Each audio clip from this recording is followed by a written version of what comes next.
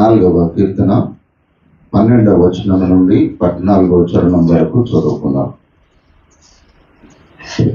బ్రతకగోరువాడు ఎవడైనా నున్నాడా? మేలు నందుచు అనేక దినములు బ్రతకగోరువాడు ఎవడైనా నున్నాడా? చెడ్డ మాటలు పలకకుండా నీ నాలుకను, కపటమైన మాటలు పలకకుండా నీ పెదవులను కాచుకొనుము. కీడు చేయట మాని మేలు చేయుము, సమాధానము వెతికి దాని వెంటాడుము. ప్రార్థన చేసుకుందాం. సర్వోన్నతుడా, సర్వకృపానిధి అగు ప్రభువా, నీకు వందనాలు తండ్రి. నీ అద్భుతమైన కృపను బట్టి నీకు వందనాలు చెల్లిస్తూ ఉంటున్నాం. మీ పరిశుద్ధ లేఖనములలోని ఆశ్చర్యకరమైన సంగతులను మేము ఎరుగునట్టు మా హృదయ నేత్రములను తెరవమని మా ప్రభు అయిన యేసుక్రీస్తు ద్వారా వేడుకొచ్చుతున్నాము తండ్రి. ఆమేన్. యేసుక్రీస్తునందు ప్రియులారా, దేవుని మహాకృపను బట్టి దేవునికి వందనాలు చెల్లిస్తూ కూడి వచ్చిన మీ అందరికీ ఈ పరిశుద్ధ దిన శుభములు, ఆశీర్వాదములు తెలియజేస్తూ ఉంటున్నాను. 34వ కీర్తన మనం చాలాసార్లు ధ్యానించుకుంటున్నటువంటి వారమే. అయితే కొన్ని మాటలు నేను జ్ఞాపకము చేయాలని ఆశపడుతూ ఉంటున్నాను. ఈ 3 వచనాల్లో నుండి మీకు 7 విషయాలు నేను జ్ఞాపకము చేయాలని నేను ఆశపడుతూ ఉంటున్నాను. ప్రియమైనటువంటి దేవుని సంగమా, దేవుని మాటలు విన్నప్పుడు దాన్ని అనుసరించకపోతే మనము వినడము కూడా వ్యర్థమే. ఎందుకు నేను ఈ మాటలు చెప్తున్నాను అని అంటే, వినగలిగినటువంటి చెవులు దేవుడు మనకి ఇచ్చినప్పటికీ వినే ఆసక్తి హృదయంలో ఉండదు. మీరు ఇప్పుడు అనుకోవచ్చు, మాకు ఏం గుర్తులేదు అని అనుకోవచ్చు.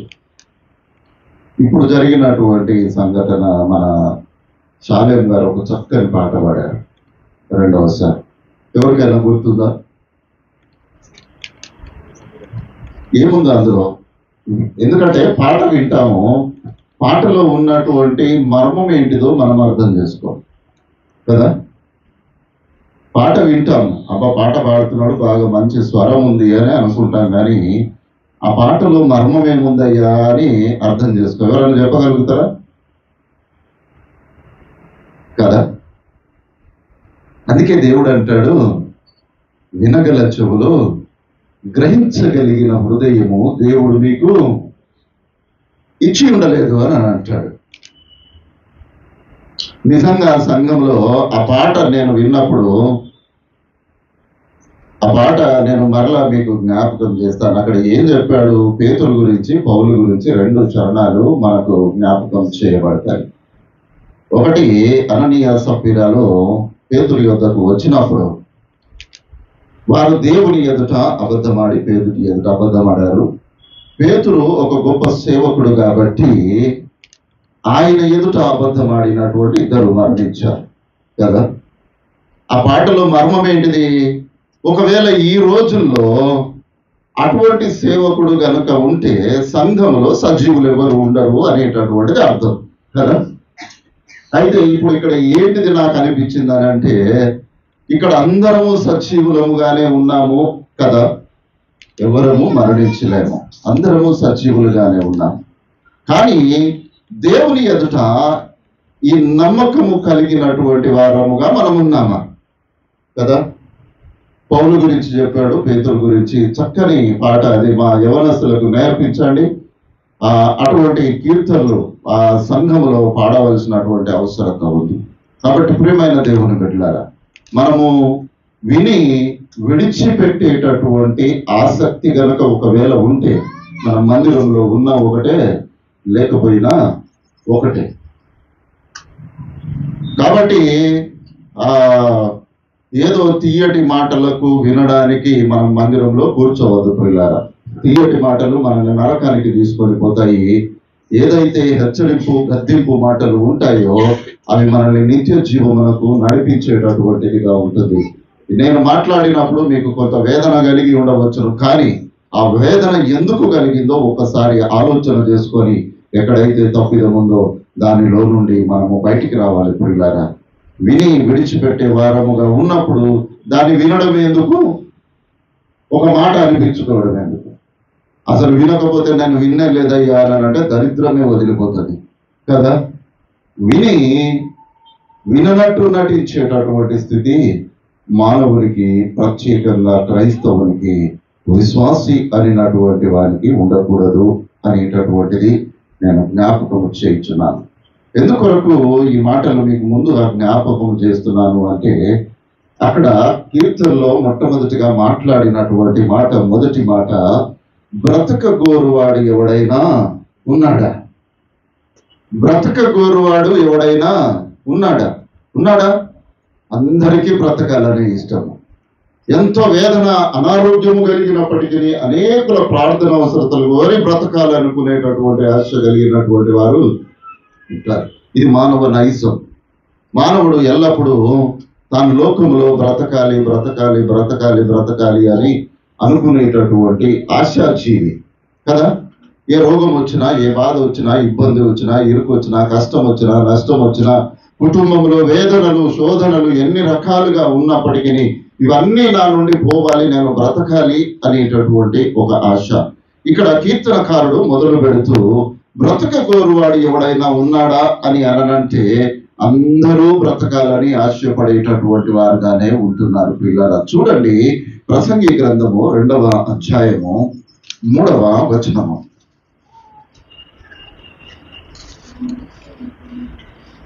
నా మనస్సు ఇంకను జ్ఞానము అనుసరించుచుండగా ఆకాశము క్రింద తాము బ్రతుకు కాలం అంతయు మనుషులు ఏమి చేసి మేలు అనుభవించురో చూడవలనని తలచి నా దేహమును ద్రాక్షారసము చేత సంతోషపరుచుకొందుననియు మతిహీనత యొక్క సంగతి అంతయు గ్రహించుననియు నా మనస్సులో నేను యోచన చేసుకున్నాను. ఇక్కడ సొలొమోను మాట్లాడుతున్నటువంటి మాట, ఇంకా జ్ఞానమును అనుసరించుచుండగా ఆకాశము క్రింద తాను బ్రతుకు కాలం అంతా మనుషులు ఏమి చేసి మేలు అనుభవింతురో. ఏం మేలు చేశారయ్యా? దేహమును సంరక్షించుకోవాలి. కొంతమందికి సిగరెట్లు తాగితే సంతోషం వస్తుంది, కొంతమందికి మందు తాగితే సంతోషం వస్తుంది. భర్తలు సిగరెట్లు తాగి ఇంటికి వస్తే భార్యలు కప్పిపుచ్చి బిడ్డలకు తెలియకుండా దాచిపెట్టేటటువంటి భార్యలు కూడా ఉన్నారు. అననీయాకు ఏదైతే సహకరించిన స్త్రీ ఉందో అటువంటి వారే వీరు కదా. భర్తలు చేసి వచ్చేదానికి వంతవాడుతుంటాడు. అయ్యో నా భర్తనే కదా, ఏమైతుందిలే అని అనుకుంటాడు. ఖండించేటటువంటి మనస్సు ఉండనే ఉండదు పిల్లరా.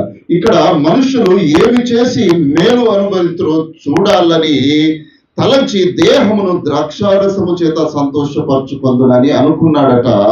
కానీ ఏది ఆయనకు సంతోషమును కలిగించలేదు. బ్రతక కోరాలి అని అనుకునేటటువంటి వాడు నానా రకములైనటువంటి ఆలోచనల చేత మనుషులు ముందుకు నడుస్తూ ఉంటారు ప్రియులారా. మన కుటుంబంలో భార్యాభర్తలలో అననీయ సప్పిరాలు ఉండకూడదు అని నేను హెచ్చరిస్తూ ఉంటున్నాను. నీ భార్య తప్పిదము చేసిందా, భర్తగా నీవు హెచ్చరించాలి. నీ భర్త తప్పు చేశాడా, భార్యగా నీవు హెచ్చరించాలి.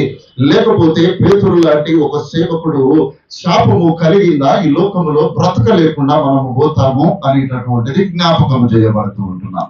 ఎందుకొరకు ఈ మాటలు నేను చెప్తున్నాను అని అంటే, అందరము దేవుని ఎదుట మందిరంలో నీతిమంతులుగానే కనబడతాము, కానీ మనము బయట చేసే కార్యములు ఎవ్వరు చూడడం లేదు అని అనుకుంటాం. ఎవరు చూడడం లేదు అని మనసులో మనము సంతోషపరుచుకుంటాం. అబ్బా సిగరెట్ గాలి చేసిందయ్యా, ఇక నా మనసుకు సంతృప్తి కలిగింది అని అనుకుంటాము. దేవుడు అనుకుంటాడు, దరిద్రుడా, ఏదో ఒక రోజు నీ లంగ్స్ లో పొక్కలు పడతాయిరా, అప్పుడు ఆడ ఉండి సంఘమును ప్రార్థన చేయి, ఈడ ప్రార్థన చేయి అంటే నీకు ప్రార్థన నేను వినను, నా చెవులు మూసుకుంటానని దేవుడు అనుకుంటాడు. బ్రతక కోరువాడు ఎవడైనా ఉన్నాడా? ఎవడున్నాడయ్యా? చూడండి, యోబు గ్రంథము 7వ అధ్యాయము 6-7 వచనాలు. నా దినములు నేను అతగాని నాడి కంటేనో వడిగా గతించుచున్నవి, నిరీక్షణ లేక అవి క్షయమైపోవుచున్నవి. నా జీవము వట్టి ఊపిరియే అని జ్ఞాపకము చేసుకొనుము. నా కన్ను ఇకను మేలు చూడదు. నా దినములు నేతగాని నాడే కంటే వడిగా గతించుచున్నవి. నేను చాలా సార్లు జ్ఞాపకం చేశాను కదా. ఒక మానవుడు ఏం చేస్తాడు, ఒక జన్మదినం వస్తే హ్యాపీ బర్త్డే టు యు, ఎంత హ్యాపీ కదా. కానీ ఏమైపోతున్నది, దేవుడు ఇచ్చిన 60 సంవత్సరాల కాలంలో ఒక సంవత్సరము పీకిందయ్యా, ఇక నేను బతికేది 30 సంవత్సరాలు, అయ్యో ప్రభువా, ఇక మళ్ళీ వచ్చే సంవత్సరానికి 29 అయితే 28 అవుతాయి అని బాధపడేటోడు ఎవడు ఉండదు. అంత హ్యాపీ. ఏం హ్యాపీ? కేక్ తిందాము, కోడిని కోసుకొని తిందాము, గొర్రెలను తిందాము, బాగా ఏమైదాము, ఇక చెప్తే బాగుండదు వాక్యం. ప్రియమైన దేవుని బిడ్డలారా, దేవుడు అంటున్నాడు, నా దినములు నేతగాని నాడే కంటే వడిగా గతించుతున్నవి. అవి ఎట్లా గతించుతున్నాయట? ఎట్లా గతించున్నాయి? నిరీక్షణ లేకయే గతించుచున్నవి. ఒక విశ్వాసం లేదు, ఒక నిరీక్షణ లేదు, ఒక క్రమమైనటువంటి పద్ధతి లేదు. జీవితములలో ఆశ లేనటువంటి జీవితము కలిగినటువంటి వాడుగా మనుష్యులు బ్రతకగోరుచున్నాడా? ఎవడయ్యా బ్రతకగోరువాడు ఉన్నాడా? ఎవడైనా బ్రతకగోరువాడు? అందరము బ్రతకాలని ఆశపడతాము. భార్య బ్రతకాలి, భర్త బ్రతకాలి, బిడ్డలు బ్రతకాలి, అమ్మనాన్నలు బ్రతకాలి, అందరూ బ్రతకాలి, నా కుటుంబ సభ్యులు బ్రతకాలి. అయ్యో మరణిస్తే, అయ్యో వారు చచ్చిపోయారయ్యా, ఎంత మంచోడయ్యా అని దుఃఖం సరిపేటటువంటి దినాలు ఉంటాయి. కానీ దేవుడు అంటున్నాడు, అవి నిరీక్షణ లేనటువంటి దినములా ఒకసారి జ్ఞాపకం చేసుకొని అంటున్నాడు. ఎందుకొరకనగా ఈ జీవము వట్టి ఊపిరి, ఈ జీవము వట్టి ఊపిరి, అవి జ్ఞాపకము చేసుకోనము. ఇక నా కన్ను మేలు ఎన్నటికీ చూడదు. ఎందుకు చూడదు అని అంటే, తీసుకొని పోయి 4 అడుగుల లోతులో ఒక పెట్టెలో పెట్టి, ఆ పెట్టకు బట్ట చుట్టి దాన్ని పెట్టి, దాని మీద బండలు పెట్టి, దాని మీద మట్టి కప్పినాక ఇక ఏం చూస్తామమ్మా? చూడడానికి ఏమీ లేదు. ప్రియమైన దేవుని బిడ్డలారా, మొట్టమొదటిగా బ్రతకగోరువాడు ఎవడైనా ఉన్నాడా అని ఒక్కసారి ఆలోచన చేసుకుంటున్నప్పుడు అందరము బ్రతకాలని ఆశపడుతూ ఉంటున్నాము. రెండవ మాట, మేలు నొందొచ్చు అనేక దినములు బ్రతకగోరువాడు ఎవడైనా ఉన్నాడా? బ్రతకగోరేటటువంటి వారు అందరూ బ్రతకాలని ఆశపడతారు.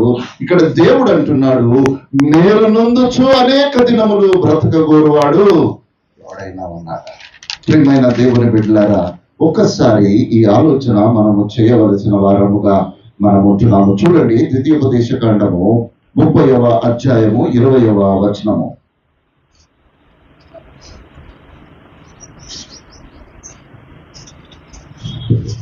నీ పితరులైన అబ్రహాము, ఇస్సాకు, యాకోబులకు ఆయన ప్రమాణము చేసిన దేశములో మీరు నివసించినట్లు యెహోవాయే నీ ప్రాణములకు, నీ దీర్ఘాయుషునకు మూలమై ఉన్నాడు. కాబట్టి నీవును నీ సంతానమును బ్రతుకుచు నీ ప్రాణములకు మూలమైన నీ దేవుడైన యెహోవాను ప్రేమించి ఆయన వాక్యమును విని ఆయనను హత్తుకొనున్నట్లు జీవమును కోరుకొనుడి. మరలా ఇక్కడ దేవుడు జ్ఞాపకము చేస్తున్నాడు, మన పితరులైనటువంటి అబ్రహాము, ఇస్సాకు, యాకోబులకు ప్రమాణం చేసిన దేశంలో దేవుడు వారిని నిలవబెట్టాడు. ఇక్కడ చెప్తున్నటువంటి ఏ మాట ఏమిటి అనగా, నీ ప్రాణమునకు ఆయన దీర్ఘాయువునకు మూలమై ఉన్నాడు. ఒక దీర్ఘాయువు కావాలి అని అంటే దేవుడు మూలమై ఉండాలి అనేటటువంటిది జ్ఞాపకము చేస్తూ, ఆ తర్వాత నీవును నీ సంతానమును బ్రతుకుచు నీ ప్రాణమునకు మూలమైన నీ దేవుడైన యెహోవాను ప్రేమించి ఆయన వాక్యములను విని ఏం చేయాలట? దానిని హత్తుకొని నడవమంటున్నాడు. అందుకనే ప్రారంభంలో ఇదే జ్ఞాపకము చేశాను. దేవుని వాక్యమును విని దానిని హత్తుకొని నీవు నడవాలి. అప్పుడు ఏంటిదట? నరునికి దీర్ఘాయువును దేవుడు కలగజేస్తాడు అని అంటున్నాడు. ఏ దీర్ఘాయువు? నిరీక్షణ కలిగినటువంటి దీర్ఘాయువును దేవుడు దయచేస్తాడు. కీర్తనకారుడు అంటాడు, మాకు మేలు చూపువాడు ఎవడో అని పలుకువారు అనేకులు, యెహోవా నీ సన్నిధి కాంతి మా మీద ప్రకాశింపచేయుము అని 4వ కీర్తన 6వ చరణంలో అంటాడు ఆయన. మాకు మేలు చూపువాడు ఎవడని పలుకువారు అనేకులు. లేరా పిల్లరా? ప్రతి సంఘంలో ఇటువంటి వారు ఉంటారు. ప్రతి సంఘంలో ఇటువంటి, మాకు మేలు చూపేది ఆ మందిరానికి పోతున్నా నాకు ఏం మేలు జరిగింది, నేను ప్రార్థన చేస్తున్నా నా దేవుడు నాకు ఏం చేశాడు, పలికేవారు లేరా? ఇటువంటి వారిని నేను కొన్ని వందల మంది, వేల మందిని నేను ఈ మాటలు నేను విన్నాను. ప్రియులారా, దేవుని సన్నిధిలో, దేవుని సముఖంలో మనము కనబడతాము. అంతరంగంలో ఏముంటది అని అంటే, మాకు మేలు ఏం జరుగుతుంది, ఏం జరగాలయ్యా నీకు మేలు, ఏం మేలు జరగాలి చెప్పండి? నీవు మేలు పొందడానికే ఒకవేళ నీవు దేవుని సన్నిధిలో నీవు కనబడినట్లయితే దాని వలన నీకు ఫలితం ఏమి? ఏం మేలు పొందాలని అనుకుంటున్నాం మనం? ఏం మేలు పొందడానికి ఆశపడతాడయ్యా ఒక క్రైస్తవుడు? నాకు నిత్య జీవము కావాలి అని ఆశపడతాడు. నా కొరకు జీవ కిరీటము సిద్ధపరచబడి ఉందయ్యా, జీవ కిరీటమును నేను పొందుకోవాలని ఆశపడతాడు. కానీ మానవులలో ఏముంటుందో తెలుసా? నా ఆరోగ్యం పోతలేదు, నా అప్పులు పోతలేవు, నా ఇంట్లో కుటుంబ బాధలు పోతలేవు, నాకు పనిలో బాధలు పోతలేవు, నాకు ఈ బాధలు పోతలేవు, నాకు ఆ బాధలు పోతలేవు, ఇక ఆ దేవుని దగ్గరికి ఎందుకయ్యా అని అంటాడు. దేవుడు నిన్ను పిలిచిందే దేని కొరకట? నీవు నన్ను సమస్తమును, నీ భార్యను, నీ బిడ్డలను, నీ తల్లిదండ్రులను విడిచి ఏం చేయమంటున్నాడు? నా సిలువను ఎత్తుకుని నన్ను వెంబడించుము అని అంటున్నాడు. ఒక యవనస్తుడు వచ్చి, అయ్యా నిత్య జీవం పోవడానికి నేను ఏం చెయ్యాలి అని అంటే, అయ్యా సమస్తమును విడిచిపెట్టి వచ్చి నన్ను వెంబడించుము అని అన్నాడు. ఏం మేలు కావాలయ్యా? నీవు మరణిస్తే నీవు నిత్య జీవములో ఉండాలి. ఈ మేలు మనకు అవసరము ప్రియులారా. లోక సంబంధమైనటువంటి ఆశలు కొంత మట్టుకు సమంజసమే, కానీ అవి నిత్య జీవములకు మనల్ని నడిపించేటటువంటివి ఎన్నటికీ కావు, కానేరవు అనేటటువంటిది జ్ఞాపకము చేయబడుతున్నాము. చూడండి ఇంకొక మాట, 21వ కీర్తన 4వ చరణము. ఆయుష్ నిమ్మని అతడు నిన్ను వరమడగగా నీవు దానిని అతనికి అనుగ్రహించి ఉన్నావు. సదాకాలము నిలిచి దీర్ఘాయువు నీవు దయచేసి. కాబట్టి ఆయుష్ నిమ్మని నీవు అడిగినప్పుడు నీవు అతనికి దయచేసి ఉన్నావు. ఆయుష్ అనేటటువంటిది జ్ఞాపకం చేసుకుంటున్నప్పుడు నేను ఇక్కడ పెద్దవారు ఎవరైనా నడుస్తూ ఉంటున్నప్పుడు వారిని నేను పలకరిస్తాను. అయ్యా మీ వయస్సు ఎంత? ఒకరు చెప్తారు 84, 86 సంవత్సరాలు. వారు ఇంకా నడుస్తూ ఉంటారు. 56 సంవత్సరాలు అయినటువంటి నేనే 1 కిలోమీటర్ నడవలేకపోతూ ఉంటున్నాను. ప్రభువా, దీర్ఘాయువు అనేటటువంటి ఆశీర్వాదము చేత వారిని నీవు నడిపిస్తున్నావు కదా. ప్రియమైనటువంటి దేవుని బిడ్డలారా, ఆయుష్ నిమ్మని నిన్ను వరమడగగా నీవు అతనికి అనుగ్రహించి సదాకాలము దీర్ఘాయువును నీవు దయచేసి ఉన్నావు అనేటటువంటి మాటను అక్కడ జ్ఞాపకం చేయబడుతుంటున్నాము. బ్రతకగోరువాడు ఎవడైనా ఉన్నాడా అంటే అందరూ బ్రతకగోరేవారే. మేలు నొందుచు దీర్ఘాయువు కలిగినటువంటి దినములు బ్రతకగోరువాడు ఎవడైనా ఉన్నాడా అని అంటే, దీనిలో ఎంతమంది నేనున్నానయ్యా అని చెప్పగలిగేటటువంటి విశ్వాసంలో మనం ఉన్నాము ప్రియులారా. ప్రియమైన దేవుని బిడ్డలారా, దీర్ఘాయువులో ఏముండాలి? మేలు ఉండాలి, దేవుని కృప ఉండాలి, దేవుని ఆత్మీయ మేలు ఉండాలి, దేవునితో నడిచే అనుబంధం ఉండాలి, ఆ సహవాసం ఉండాలి. నోవాహు ఎన్ని సంవత్సరాలట? 300 సంవత్సరాలు దేవునితో నడిచెను అనేటటువంటి ఒక గొప్ప మాట మన జీవితములలో కూడా ఉండాలి ప్రియులారా.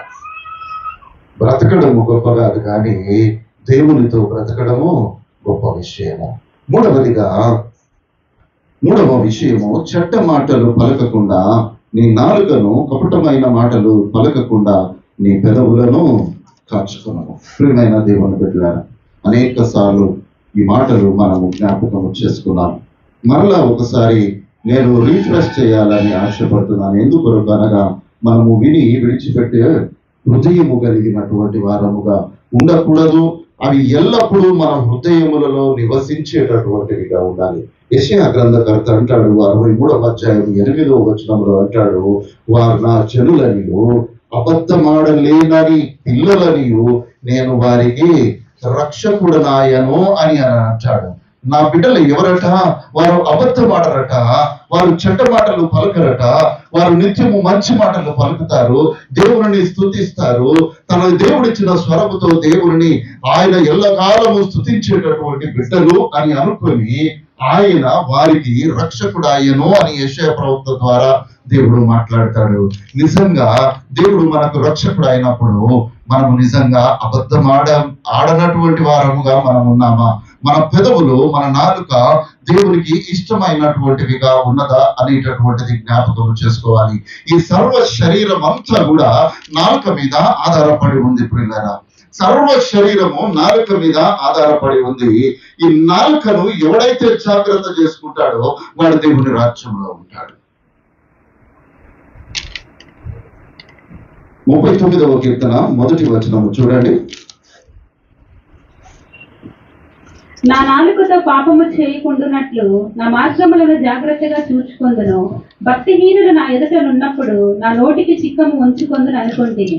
ఇక్కడ నా నాలుకతో పాపము చేయకుండానట్లు, నాలుకతో పాపము చాలా భయంకరమైనటువంటి పరిస్థితి ప్రియులారా. నా నాలుకతో పాపము చేయకుండానట్లు నా మార్గములను జాగ్రత్తగా చూసుకుందును. ఎప్పుడట భక్తిహీనులు నా ఎదుట ఉన్నప్పుడు నా నోటికి చిక్కము ఉంచుకుందును అని అంటాడు. ప్రియమైన దేవుని బిడ్డలారా, అంటే నోరు మూసుకొని ఉండాలి. భక్తిహీనులు కనబడినప్పుడు మీరు ఈ మధ్యకాలంలో యూట్యూబ్లో మీరు అందరూ చూస్తారు, సేవకులు అనబడినటువంటి వారి కొరకు ప్రత్యేకంగా మీ ప్రార్థనలో జ్ఞాపకం చేసుకోండి. ఏం తెలుసా, భక్తిహీనులతో వాదము పెట్టుకునేటటువంటి సేవకుల కొరకు ప్రార్థన చేయండి. వారి ఎదుట వారు మాట్లాడకూడదు. ఇక్కడ దేవుని లేఖనము సెలవిస్తుంది, నా నాలుకతో నేను పాపము చేయొద్దు అని అంటే ఏంటిది? ఎదుటి వారిని నిందించొద్దు, ఎదుటి వారి గురించి చెడ్డగా మాట్లాడొద్దు, ఎదుటి వారి గురించి హేళన మాటలు మాట్లాడొద్దు, ఎదుటి వారి గురించి అనేకమైన విస్తారమైన మాటలు మాట్లాడకూడదు. కానీ సేవకులు చేస్తున్నటువంటిది ఏంటిది? ఇవే కదా. భక్తిహీనులు ఉన్నప్పుడు ఏం చేయాలి? నోరు మూసుకొని ఇంటికి పోవాలి. ఎందుకనగా జీవము కలిగినటువంటి దేవుని గురించి నీవు వాదం పెట్టుకునేది ఏంటిదయ్యా? ఆనాటి తన సొంత ప్రజలే యూదులే ఆయనను ఓర్చుకోనక ఆయనను సిలువ వేయుడి అని అరచినటువంటి వారు ఇక అన్యజనులు ఆ మాటలు పలకడంలో పెద్ద అతిశయం ఏముంది? కాబట్టి మీ ప్రార్థన అంశాల్లో ఇది ఒక ప్రత్యేకమైన ప్రార్థన అంశంగా మీరు పెట్టుకోండి ఈ వాక్యము. నా నాలుకతో నేను పాపము చేయకూడనట్లు నా మార్గములను నేను జాగ్రత్తగా చూసుకుంటాను. భక్తిహీనులు నా ఎదుట ఉన్నప్పుడు ఇక నేనేమి మాట్లాడను. ప్రియమైనటువంటి దేవుని బిడ్డలారా, సామెతల గ్రంథకర్త అంటాడు 13:3, తన నోరు కాచుకుని వాడు తను కాపాడుకును, ఊరక మాట్లాడు వాడు తనకు నాశనము తెచ్చుకుంటాడట. ఎక్కడికి వెళ్ళి వస్తుంది నాశనము? మన మాట నుండే మనకు నాశనము కలుగుతూ ఉంటుంది అని అక్కడ చెప్పబడుతున్నట్లుగా చూస్తాం. పౌలు గారు రాస్తాడు కొలస్సీలకు రాసిన పత్రిక 3వ అధ్యాయము 9-10 వచనాలు ఒకసారి చూడండి. ఒకరితో ఒకడు అబద్ధమాడకుడి, ఏలయనగా ప్రాచీన స్వభావమును దాని క్రియలతో కూడా మీరు పర్యటించి జ్ఞానము కలుగు నిమిత్తము దానిని సృష్టించిన వారి పోలిక చొప్పున నూతన పరచబడుచున్న నవీన స్వభావమును ధరించుకొని ఉన్నారు. ఇక్కడ ఒకరితో ఒకరు మీరు అబద్ధమాడకుడు. ఎందుకు అబద్ధమాడొద్దు అని అంటే మనము దేవుని పోలికలోనికి మనము మార్చబడి ఉన్నాం. యేసుక్రీస్తు నామములో బాప్తిస్మము పొందినటువంటి మనము నవీన స్వభావము ధరించుకొని నూతన స్వభావములోనికి మార్చబడ్డాము. కాబట్టి మనము ఈ చెడ్డ మాటలు పలకకుండా, లేకపోతే విస్తారమైన మాటలు పలకకుండా మనము నోటికి చిక్కమును ఉంచుకోవాలి అనేటటువంటి విషయాన్ని జ్ఞాపకము చేయబడుతున్నాం. యాకోబు భక్తుడు అంటాడు కదా, ఎవడైనా నోటికి కళ్ళెము పెట్టుకొనక తన హృదయమును మోసపరుచుకొనొచ్చు పైకి భక్తి గలవాడనని అనుకొనిన ఎడల వాని భక్తి వ్యర్థం. నోటికి ఏం పెట్టుకోవాలట? కళ్ళెం పెట్టుకో అని అంటున్నాడు. కీర్తనకారుడు ఏమంటున్నాడు? చిక్కం పెట్టుకో అని అంటున్నాడు. ఎవడైనా నోటికి కళ్ళెము పెట్టుకొనక తన హృదయమును మోసపరుచుకొనొచ్చు పైకి భక్తి గలవాడనని అనుకుంటే వాని భక్తి వ్యర్థము అనేటటువంటిది నోటి గురించి చెప్పబడుతున్నటువంటి మాట.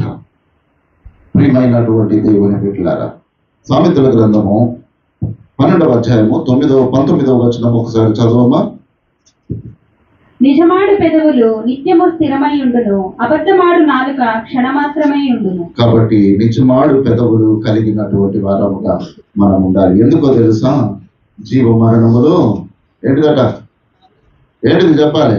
జీవ మరణములు తెలియదు కదా, తెలియదు మనకు. అందుకే నేను ప్రతిసారి యవనస్తులు వాక్యం చెప్పడానికి వచ్చినప్పుడల్లా ప్రతిసారి మీరు వాక్యం చదువుతున్నారా అని ప్రతిసారి అడగవలసినటువంటి పరిస్థితి. ఎందుకనంటే నమ్మకం లేదు. ఒకసారి చెప్పాము, వాక్యం చదవండి అయ్యా అని అంటే ఇక చదువుతారు, ఇక డౌటే లేదు అనేటటువంటి పరిస్థితి లేదు. అందుకే మరలా అడగవలసి వస్తుంది, మీరు వాక్యం చదువుతున్నారా? మేము చదవడం లేదని వాళ్ళు కూడా చెప్తారు. కాబట్టి ప్రియమైనటువంటి దేవుని బిడ్డలారా, జీవ మరణములట నాలుక వశమట, దాని యందు ప్రీతి పడవాడు దాన్నే భుజిస్తాడు. కాబట్టి జీవము మరణము ఏది కావాలి అన్న ఈ నాలుక మీదనే ఆధారపడి ఉంది. నోటికి ఏది వస్తే అది మాట్లాడద్దు, మన తలంపులో ఏది వస్తే అది మాట్లాడద్దు. మనము మాట్లాడేటటువంటి మాటకు ఒక వాల్యూ ఉండాలి, మనము మాట్లాడేటటువంటి మాటకు ఒక ప్రాతిపదిక ఉండాలి. మనము మాట్లాడేటప్పుడు ఎదుటివాని హృదయము ఒకవేళ గాయపరచబడుతుందా అని ఆలోచన కలిగినటువంటి వారముగా ఉండాలి. నోట్లో నాలుక ఉంది, నోరుంది, పెదవులు ఉన్నాయి, మంచిగా ఉన్నది, వాటికి ఏం పొక్కులు రాలేదు, ఏం రాలేదు, బాగానే మాట్లాడుతున్నా, కాబట్టి ఏది వస్తే అది నేను మాట్లాడతాను అని అంటే నీవు దేనికి వశమై ఉన్నావు? మరణమునకు వశపరుచుకుంటున్నావు. నిన్ను నీవే మరణమునకు అప్పగించుకోవాలని ఆశపడుతూ ఉంటున్నావు. ప్రియమైన దేవుని బిడ్డలారా, తీర్పు తీర్చువాడు నువ్వు నేను కాదు. ప్రియులారా, తీర్పు తీర్చడానికి దేవుడు మనకు హక్కు ఇయ్యలేదు. ఎదుటివాని జీవితములలో, ఎదుటివాని విషయములలో నీవు తీర్పు తీర్చినప్పుడు నిన్ను తీర్పు తీర్చు దేవుడు నీ యందు కనికరపడతాడని నీవు అనుకొనుచున్నావా?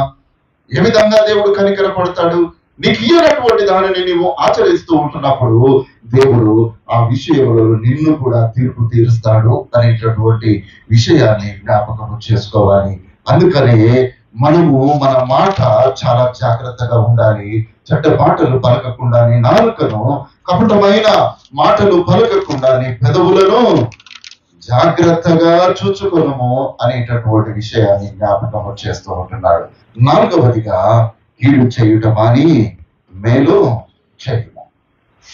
కీడు చేయుట మాని మేలు చేయుము. కీడు అనేటటువంటిది చాలాసార్లు మనం అనుకుంటాం ఏంటిది అని అంటే, వాడిని ఏదో ఇంటికి పోయి కొడితేనో లేకపోతే ఇంకేదోనో చేస్తేనో ఇది కీడు అని మనం అనుకుంటాం. కీడు ఎక్కడ ప్రారంభమవుతుందో తెలుసా? మన నోటి నుండే ప్రారంభమవుతుంది. చాలా సందర్భాల్లో మనం ఏం చేస్తాము అని అంటే, అసలు మాట మొత్తం వినకుండానే దానికి జవాబిస్తాం. ఎదుటి వారు మాట్లాడుతుంటున్నప్పుడు సంపూర్ణంగా దాన్ని అర్థం చేసుకోవాలి. ఆ తర్వాత నీ దగ్గర ఏమైనా జవాబు ఉంటే మాట్లాడాలి. మాట్లాడక ముందే సగం మాట విని జవాబిస్తే వాడు దేవుని ఎదుట మూర్ఖుడుగా కనబడతాడు. కాబట్టి కీడు చేయడము అనేటటువంటిది మన నోటి నుండే ప్రారంభమవుతుంది. దేవుడు అంటున్నాడు, ఆ కీడును మాని నీవు మేలు చేయుము అని అంటాడు.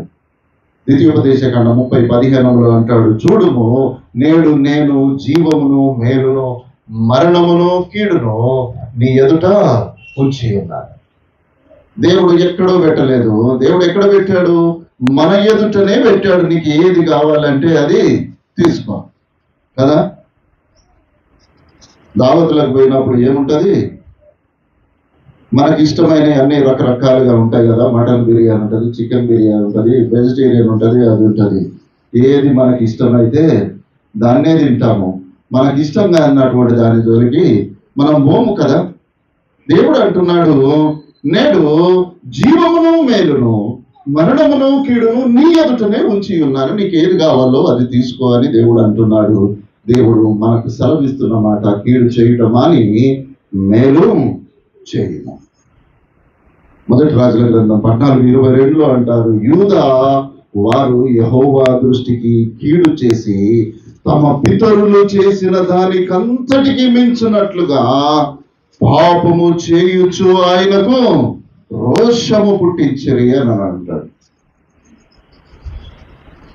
మీరు ఆ ద్వితీయోపదేశకాండము దాటిన తర్వాత యెహోషువ కాలంలో యెహోషువ చేసినటువంటి అనేక అద్భుత కార్యాలను దాటి యెహోషువ మరణము తర్వాత దేవుడు ఇశ్రాయేలు ప్రజలకు న్యాయాధిపతులను అప్పగించినప్పటికీ వారు దేవుని దృష్టికి అనుకూలమైనటువంటి వారుగా కనబడలేదు. దేవుడు తర్వాత రాజులను నియమించాడు. ఈ రాజుల గ్రంథము 14వ అధ్యాయములో రాయబడిన మాట, యూదా వారు యెహోవా దృష్టికి కీడు చేసి తమ పితరులు చేసిన దానికంతటికి మించినట్లుగా పాపము చేయించు ఆయనకు రోషం పుట్టించారు.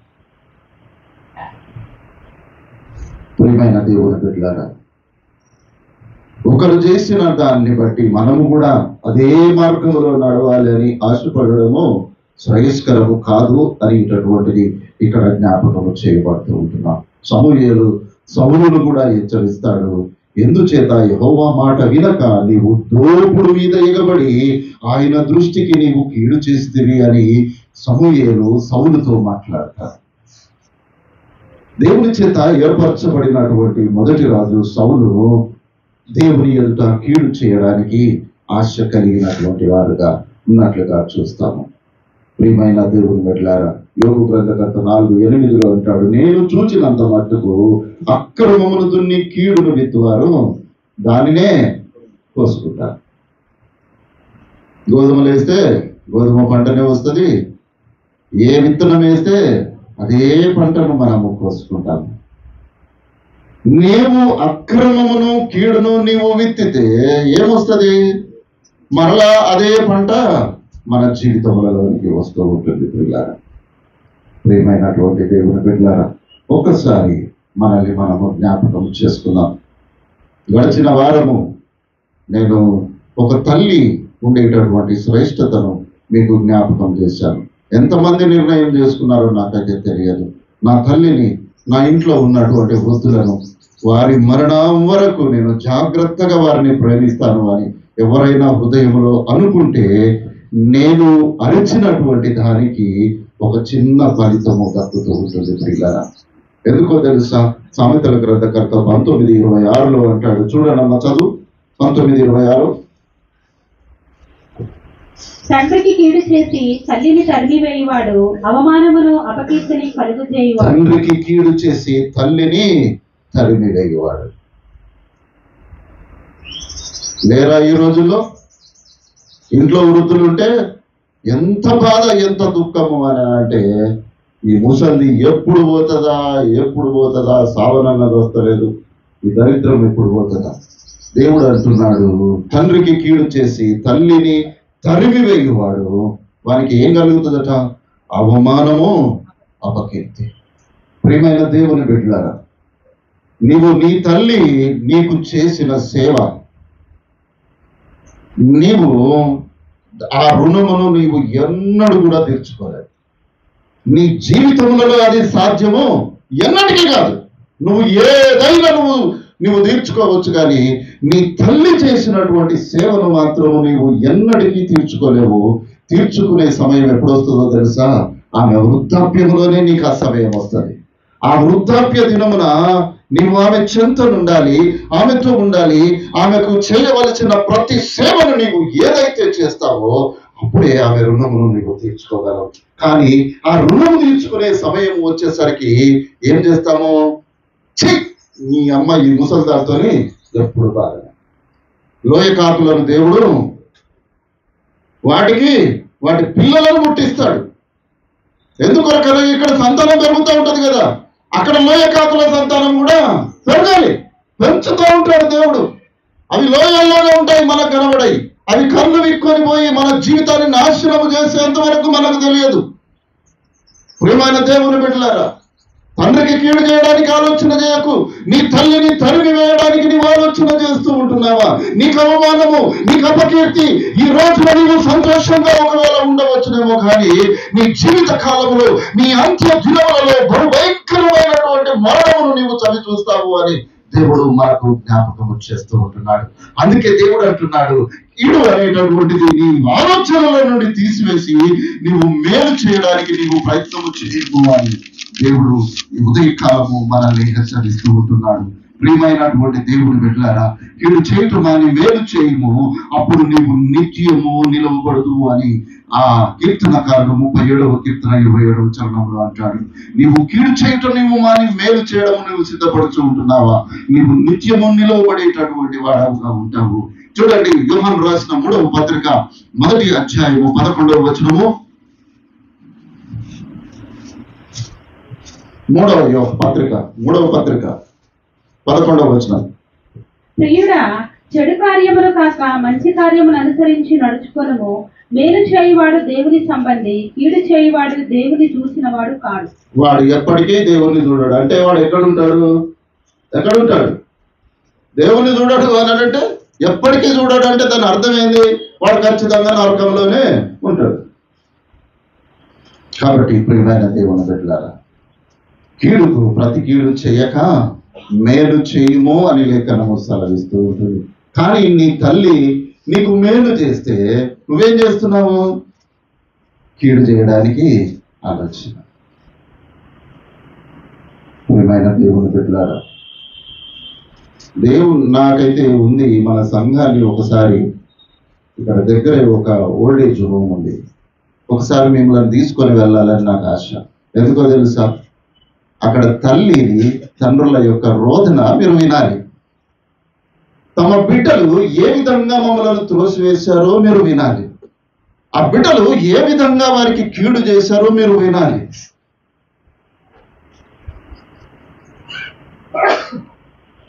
ప్రియమైన వారులారా, దేవుడు అంటున్నాడు, చెడు కార్యము కాక మంచి కార్యములు అనుసరించు కనుకొనము. మేలు చేయువాడు దేవుని సంబంధి, కీడు చేయువాడు దేవుని చూచినవాడు కాడు. వాడు ఎప్పటికీ దేవుని చూడలేడు. కాబట్టి ప్రియమైన దేవుని బిడ్డలారా, దేవుడు ప్రతి ఒక్కరికి ఒక సందర్భము సమయమును ఇస్తాడు. అయితే దాన్ని మనం వాడుకో. మా అమ్మ నాన్న ఇద్దరిని నేను ఎప్పుడు నా దగ్గర ఉండమని కొట్లాడేటటువంటి వాళ్ళు. ఎందుకు ఆడికి పోవడం, ఎందుకు ఆడికి తిరగడం మీకు అవసరమా? అవసరం లేదు కదా. ఎవడైతే ఇది చూడడానికి జన్మనిచ్చిన తల్లిదండ్రులు ఎక్కడుండాలయ్యా? ఎక్కడో ఒక దగ్గర ఉండాలి. నెమ్మది కలిగినటువంటి వారుగా ఒక దగ్గర ఉండాలి. వారిని అక్కడిక్కడికి తిప్పడం ఎందుకు? దేవుడు నీకు చక్కని అవకాశం ఇవ్వలేదా? దేవుడు అవకాశం ఇచ్చాడు. ఆ అవకాశాన్ని ఎందుకు ఓడగొట్టుకుంటాము?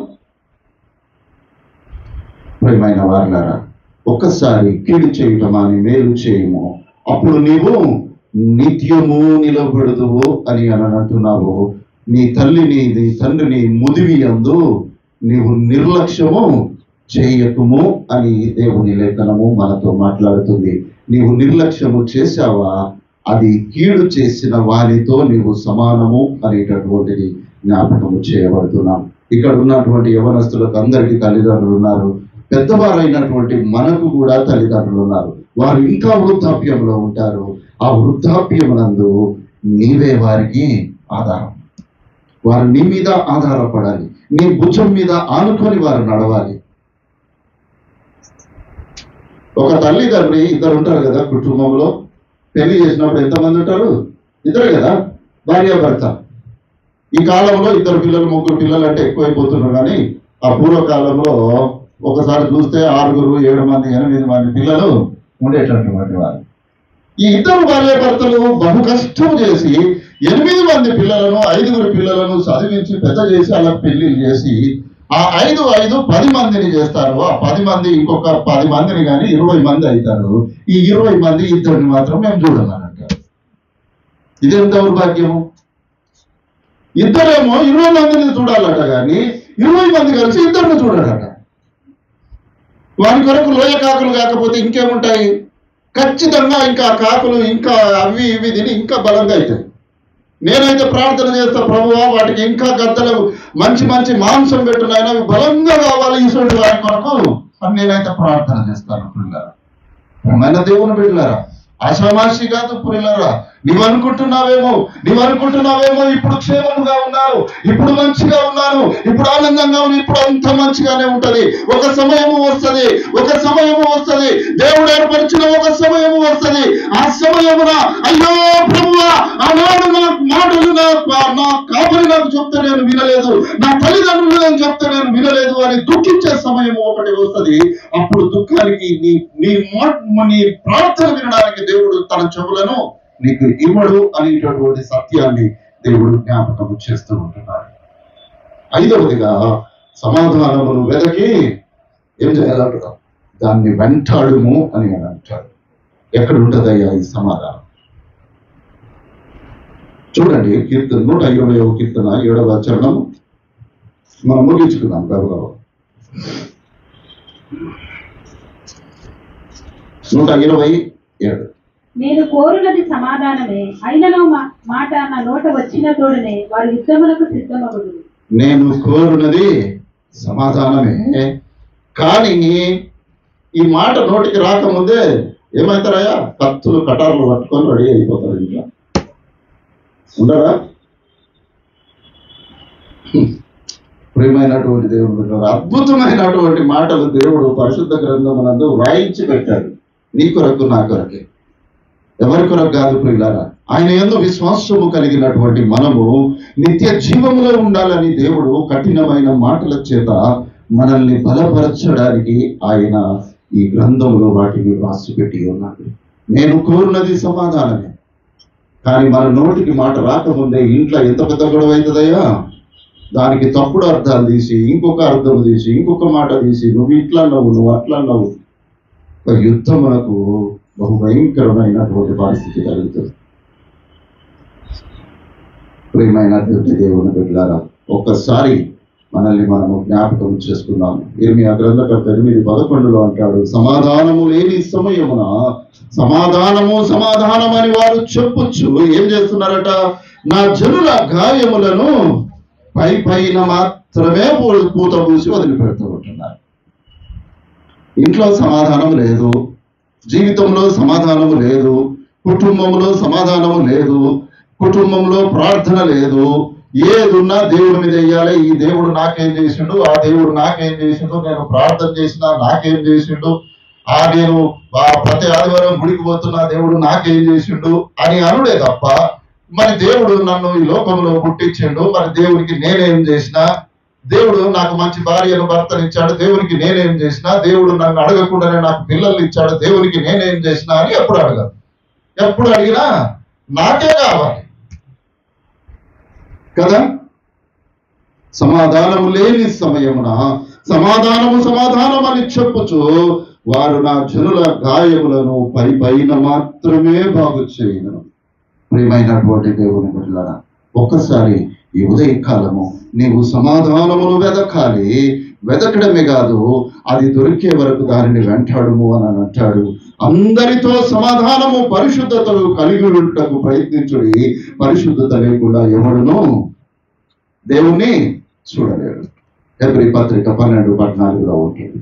పరిశుద్ధత లేకుండా, సమాధానం లేకుండా ఎవడు దేవుని ఎన్నటికీ చూడలేడు.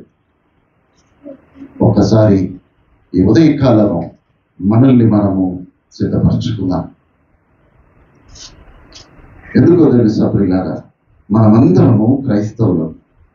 మనము క్రైస్తవులం. క్రైస్తవుడు అని అంటే అర్థం ఏంటిది? క్రీస్తును పోలినటువంటి వారు, క్రీస్తు యొక్క కుమారులు కుమార్తెలుగా పిలువబడుతున్నటువంటి వారు. మరి ఈ క్రీస్తులో జీవిస్తున్నటువంటి మనము ఈ సమాధానము పరిశుద్ధత అనేటటువంటి వాటిని మనము వెదకి వెంటాడుతూ ఉంటున్నామా? 1 పేతురు పత్రిక 3:11 అంటాడు, అతడు కీడు నుండి తొలగి మేలు చేయవలెను, సమాధానమును వెదకి దానిని వెంటాడవలెను అని అంటాడు. వెంటాడుము దేని కొరకు? కుటుంబంలో సమాధానము, సమాజంలో సమాధానము, భార్యాభర్తల మధ్యలో సమాధానము, తల్లి బిడ్డల మధ్య సమాధానము, అత్త కోడళ్ళ మధ్య సమాధానము, కుటుంబంలో నెమ్మది, శాంతి, సమాధానము. ఇవి లేకుండా నీవు దేవుని చూస్తానని అనుకోవడము దుర్లభము అనేటటువంటి విషయము దేవుడు మనకు జ్ఞాపకం చేస్తూ ఉంటున్నాడు. ప్రియమైన దేవుని బిడ్డలారా, అపోస్తలుడైన పౌలు రోమలకు పత్రిక రాస్తూ 12:18 అంటాడు, శక్యమైతే ఏంటిదట? ఒకవేళ మీకు అయితే, మీ చేతనైతే సమస్త మనుష్యులతో సమాధానముగా ఉండుడి అని అంటాడు. అవుతుందా? మనకు చేత కాదు పిల్లల. మన కుటుంబంలో ఉన్న మనుషులనే మనము సమాధానము కలిగి ఉండము. ఇక సమస్త మనుషుల దగ్గరికి ఎక్కడ పోతాము? పనికాడికి పోతే పనికాడ గొడవలే, ఇంటికి వస్తే పిల్లలతోనే గొడవలే, ఇంట్లో ఉన్నటువంటి మా వృద్ధులతోని గొడవలే. సమాధానమే లేదు. శక్యమైతే చదువమ్మా మాట ఒక్కసారి గట్టిగా చదవండి. 12:18 శక్యమైతే మీ చేతనైనంత మట్టుకు సమస్త మనుషులతో సమాధానముగా ఉండుడి.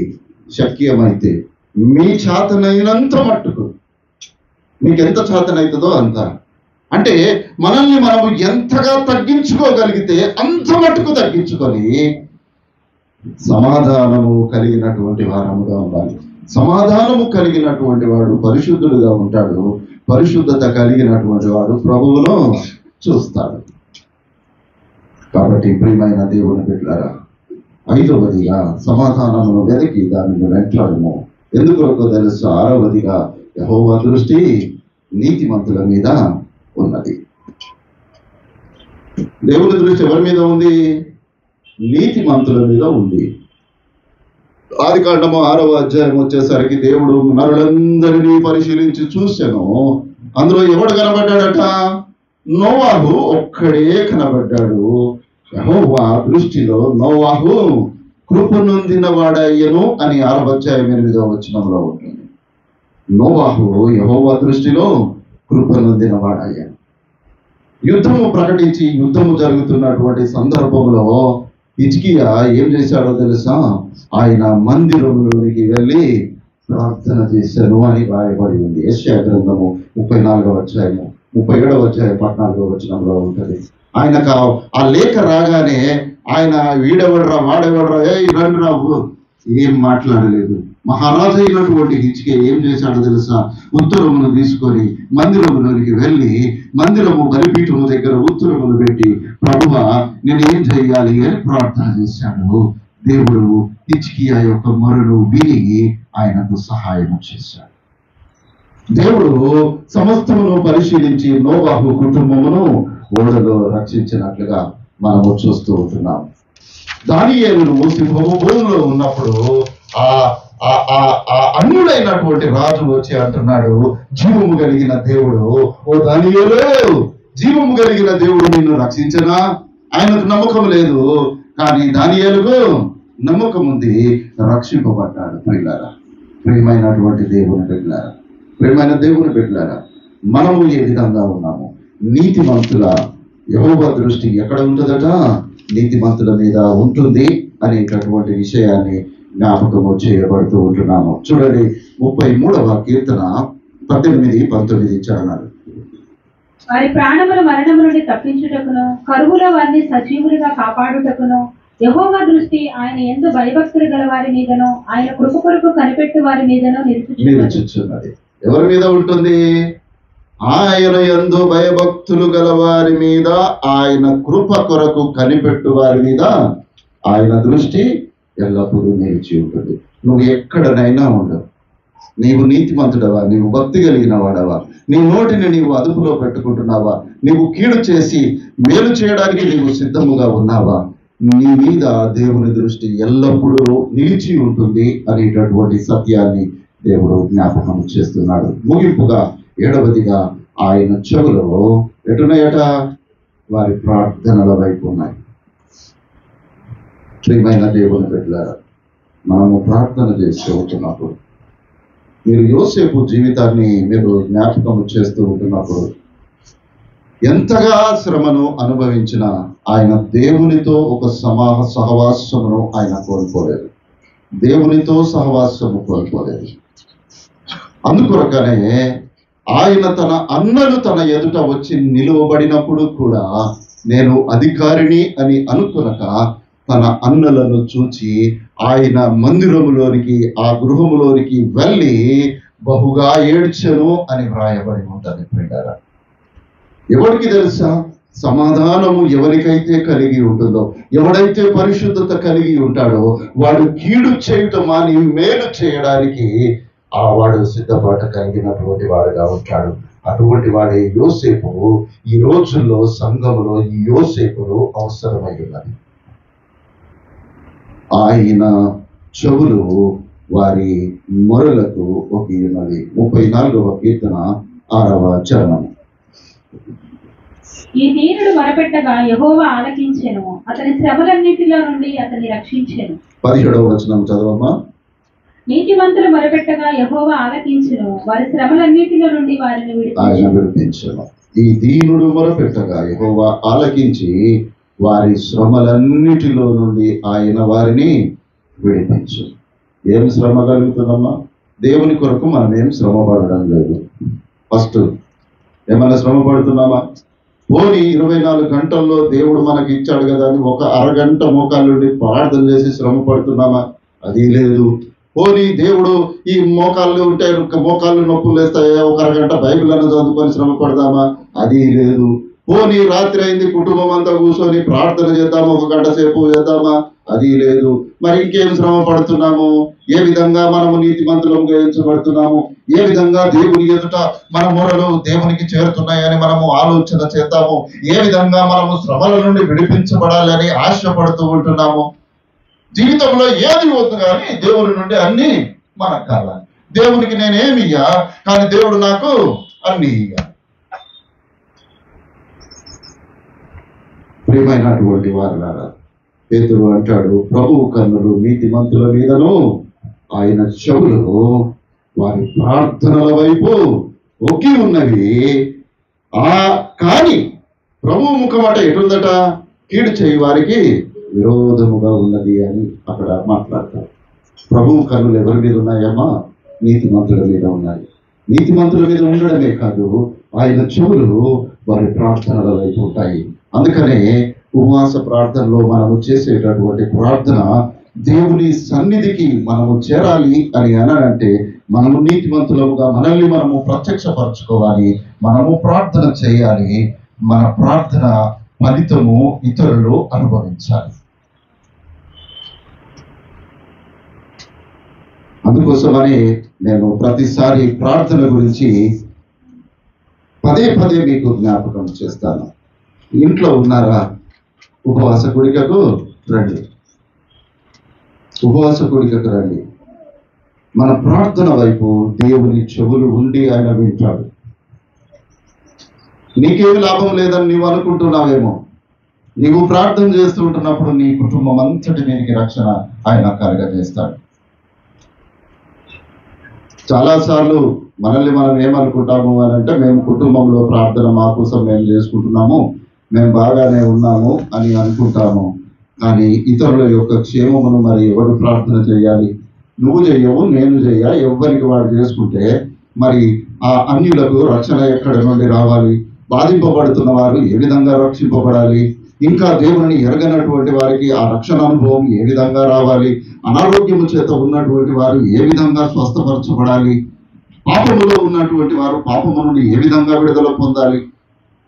నీవు నేను ప్రార్థన చేస్తేనే ఈ కార్యము జరుగుతూ ఉంటుంది. పిల్లారా, ఈ కార్యము చేయాలి అని అనంటే మనము దేవునితో సమాధానము సహవాసము కలిగినటువంటి వారముగా మనము ఉండాలి అనేటటువంటి సత్యాన్ని మర్చిపోకూడదని దేవుడు సెలవిస్తూ ఉంటున్నాడు.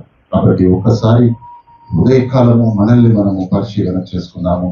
మన ప్రార్థనల వైపు ఆ దేవుని చెవులు ఉండాలి, మన మీద దేవుని కన్నులు ఎప్పుడూ నిలిచి ఉండాలి. ఇది మన జీవితంలో కోరుకోవలసినటువంటి అంశము. అటువంటి గొప్ప కృప దేవుడు ఈ ఉదయకాలం మనందరికీ దయచేయును గాక. ఆమేన్.